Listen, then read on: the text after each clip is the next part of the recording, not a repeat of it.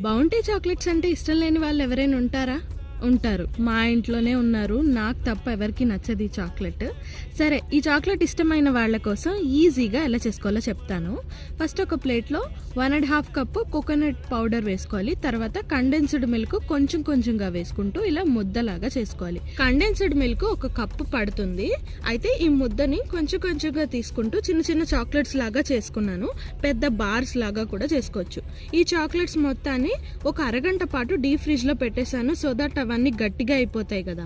తర్వాత ఆ గట్టిగా అయిపోయిన కోకోనట్ చాక్లెట్స్ని తీసుకెళ్ళి మెల్ట్ చేసిన డార్క్ చాక్లెట్ కాంపౌండ్లో వేసుకున్నాను. తర్వాత ఒక్కొక్కటిగా తీసుకుంటూ పార్చ్మెంట్ పేపర్ మీద పెట్టేసుకున్నాను. మళ్ళీ ఒక పావు గంట డీప్ ఫ్రీజర్లో పెట్టుకున్నాను. ఆ తర్వాత సర్వ్ చేసుకోవడమే. అన్నిటినీ విడివిడిగా ర్యాప్ చేసుకోవచ్చు, బట్ నేను అన్నీ ఒకే దాంట్లో వేసి 8 కంటైనర్లో పెట్టి ఫ్రిడ్జ్లో పెట్టేసుకున్నాను. వీడియో నచ్చిందా? అయితే కమెంట్స్లో చెప్పండి.